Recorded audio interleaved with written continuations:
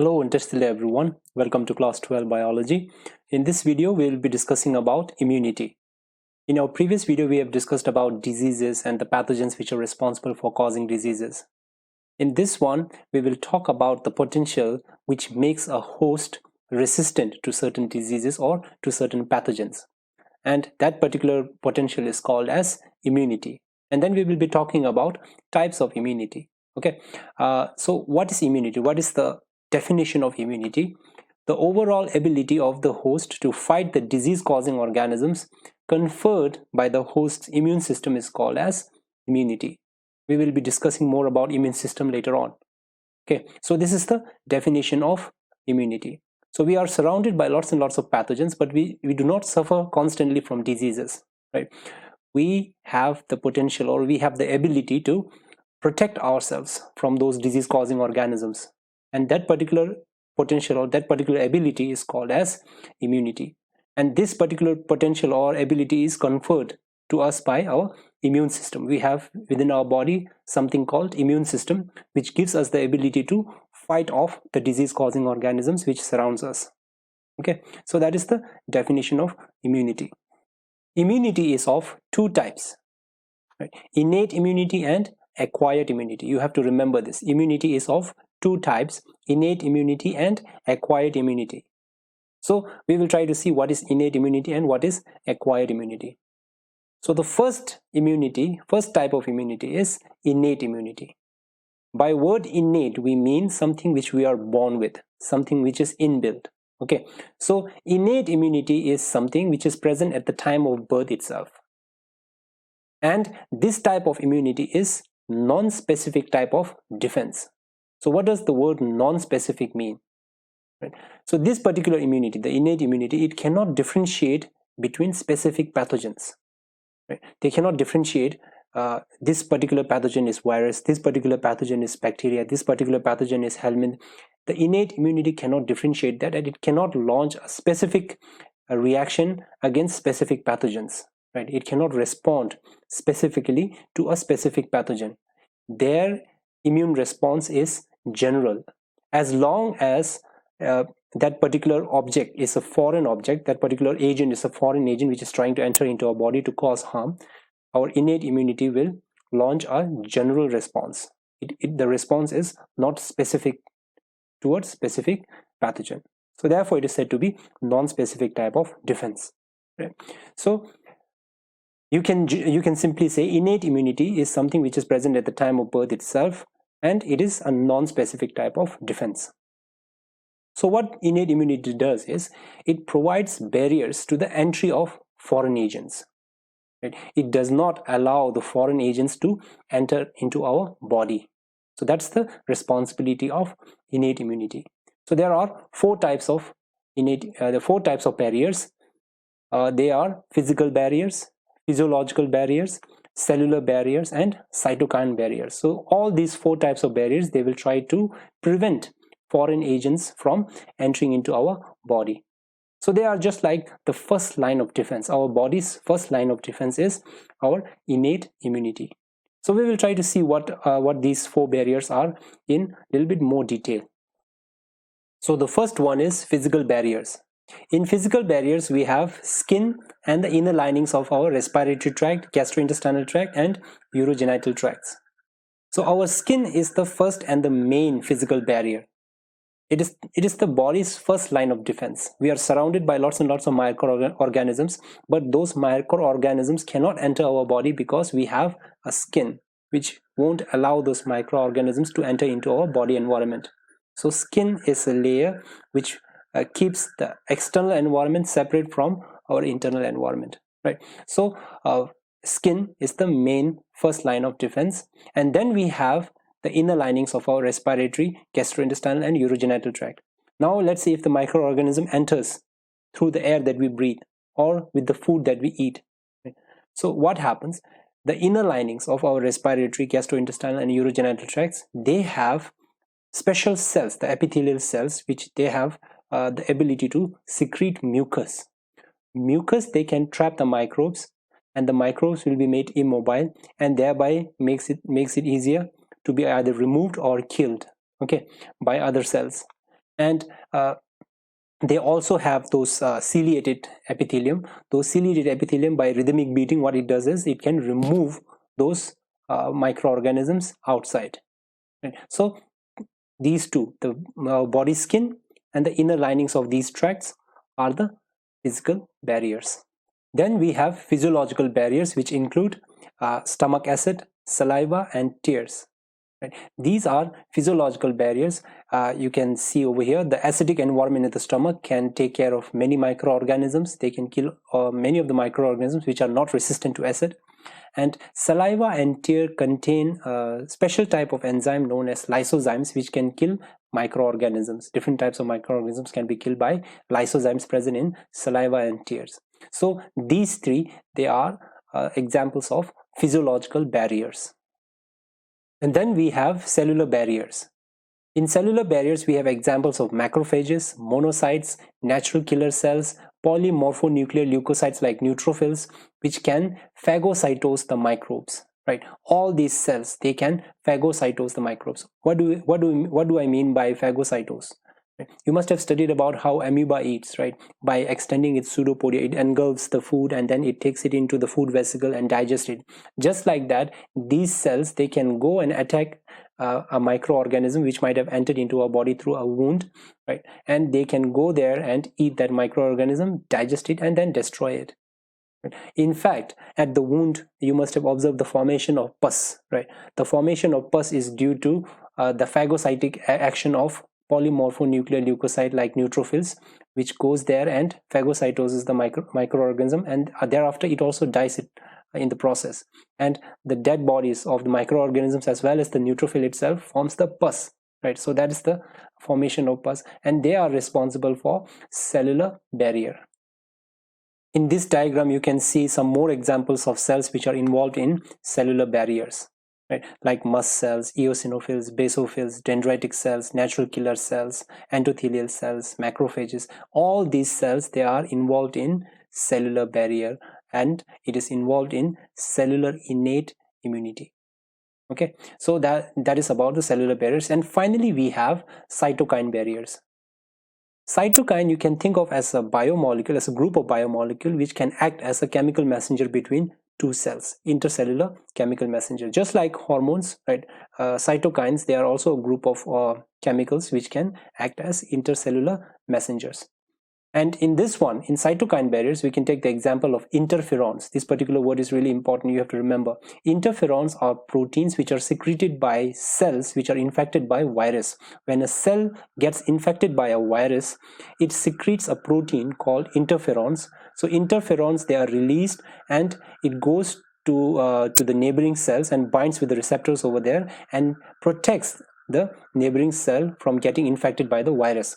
How does it do that? For example, over here, in this particular case, when interferon binds to the to a neighboring healthy cell, to the receptor of a neighboring healthy cell, what it does is it commands this cells, or it instructs the cell to destroy any foreign RNA and reduce protein synthesis. When it does that, when the cell does what it is commanded by the interferons, what it does is it does not allow the virus to reproduce within it, right? Thereby, the cell remains protected. And in another cases, what it does is it signals, the interferon signals the neighboring infected cells to undergo apoptosis. Apoptosis means automatic cell death, right? So when the interferons goes and binds to the neighboring cell, if the neighboring cell gets infected, it asks the neighboring cell to undergo apoptosis, or it tells the cell to destroy itself so that it cannot harbor the growth of more viruses. Or it can go and activate immune cells, right? It can go and activate the immune cells, thereby the immune cells will go and take care of the viruses. So that is about the interferons, which is a part of cytokine barrier. And with this, we are done with our discussion about the first type of immunity, that is innate immunity. In this, we saw the definition of innate immunity, some of the features of innate immunity, and then we saw the 4 types of barriers which are involved in innate immunity. Now the next, second type of immunity is acquired immunity. Acquired immunity or adaptive immunity is the second type of immunity. The first one was innate immunity, right? So acquired immunity, unlike innate immunity, is a pathogen-specific immunity. It is pathogen-specific, means this acquired immunity can recognize a specific pathogen and it can respond to that particular pathogen in a specific manner. And then this acquired immunity is also characterized by memory. Now, specificity and memory are the two important traits of acquired immunity. Right? Specificity I already told you. Now let's see what memory means. Right? When our body encounters a pathogen for the first time, it produces a primary response which is of low intensity. Our acquired immunity, when it encounters a pathogen for the first time within our body, our acquired immunity produces a primary response which is of low intensity, but later on, subsequent encounter with the same pathogen, it can elicit a highly intensified secondary response. Right? Our acquired immunity, when it encounters the same pathogen for the second time or the third time, our acquired immunity can launch a highly intensified secondary response, which is also called as anamnestic response. This particular word is important. Anamnestic response is also called as the secondary response. Now, this particular feature shows that as if our acquired immunity can keep the information of the pathogen in its memory, right? You can clearly see that when the acquired immunity comes across a pathogen for the first time, its response is of low intensity, right? But later on, the subsequent encounter with the same pathogen, the acquired immunity reacts in a very strong manner. It elicits a highly intensified anamnestic response. So this shows that acquired immunity has also memory. It can keep the information of pathogen in its memory. Two types of cells are said to be responsible for acquired immunity. What are they? Two types of lymphocytes, B lymphocytes and T lymphocytes, they are said to be responsible for our acquired immunity. So acquired immunity has got two features, right? Specificity and memory. Those two features are conferred to acquired immunity by the role played by B cells and T cells, or B lymphocytes and T lymphocytes. These cells are types of white blood cells that are present within our body. Okay, so what does B lymphocyte do? B lymphocytes, they produce antibodies in response to pathogens. Right? When a B lymphocyte comes across a pathogen, let's say a bacteria, it will produce antibodies against pathogens. Right? In response to the pathogens, it will start producing antibodies, and these antibodies are also called as immunoglobulins, are Y-shaped proteins which can neutralize the pathogens. Right, so they are like bullets. Okay, so antibodies, they are Y-shaped bullets which can go and attack the pathogens and it will kill that particular pathogen. So B lymphocytes are responsible for the production of that particular bullet. Okay, so antibodies are produced by B lymphocytes. And in your textbook, this particular figure is given. It represents a typical structure of an antibody, a Y-shaped structure, and here you can see that this particular antibody is represented as H2L2. Why H2L2? Because it has got two heavy chains. The inner two chains are called as two heavy chains, and two smaller chains are called as two light chains. So therefore it is said it is represented as H2L2. You can either write this diagram, or if you don't have time, you can just simply write a line structure like this one. Okay, in here you can see that these two black lines, the Y-shaped black lines, they represent the two heavy chains, and the two blue lines, they represent the two light chains. So this is a typical structure of an antibody. Okay, so antibodies are Y-shaped proteins which can neutralize the pathogen, and these antibodies, they are produced against antigens present on the pathogen, not against the entire pathogen. They are produced, these antibodies are produced against antigens which are present on the surface of the pathogen, like let's say bacteria. If you have a bacteria, on the bacterial cell surface there are antigens. Antigens can be any biomolecules, proteins, polysaccharides. So what B cells will do is, B cells, they will produce antibodies against specific antigens that are present on the surface of the pathogen, and these antibodies, they will attack the antigens present on the pathogen cell surface, and thereby they will neutralize that particular pathogen. Right? So that is about the antibodies produced by B lymphocytes. So here you can see the specificity of the action of B lymphocytes. So here a B lymphocyte will produce specific this orange colored antibodies against measles virus.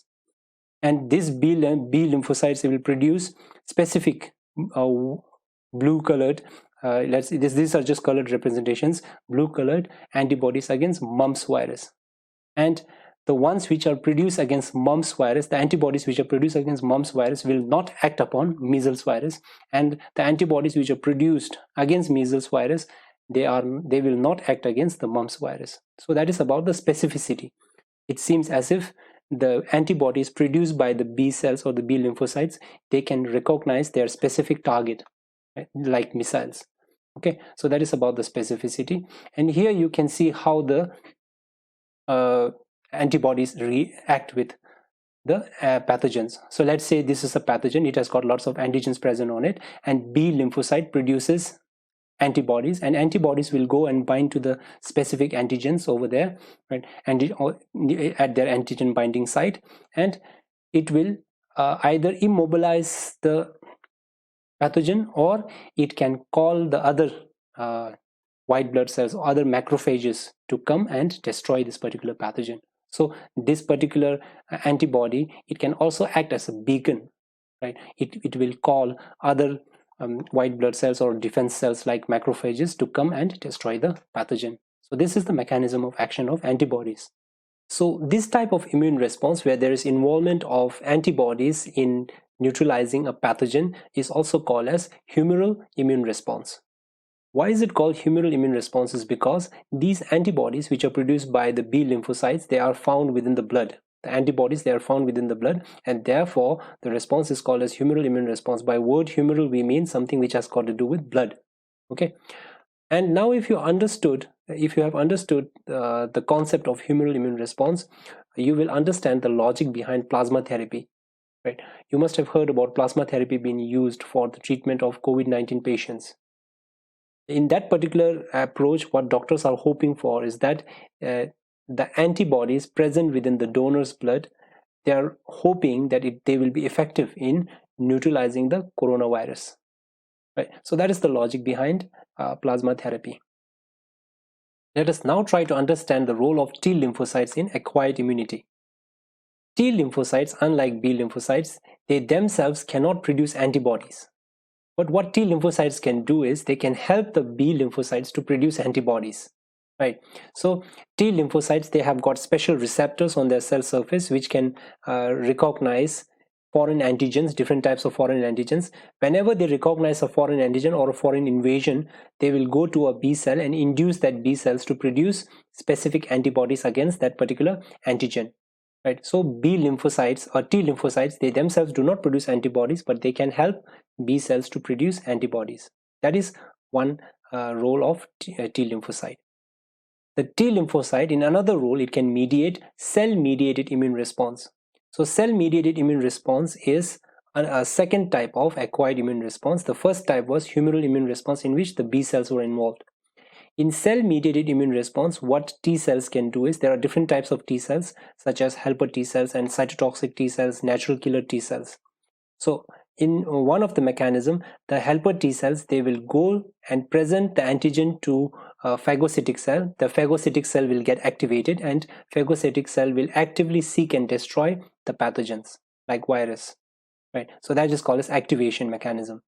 In another mechanism, the T cell type like natural killer T cells, they will go and seek out infected cells or cancerous cells.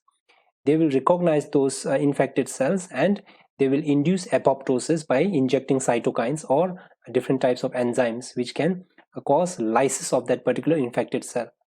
That is called as lysis mechanism, right? So T cells, they are involved in cell-mediated immune response as well. Now another feature of T cells is T cells, they can differentiate self from non-self, right?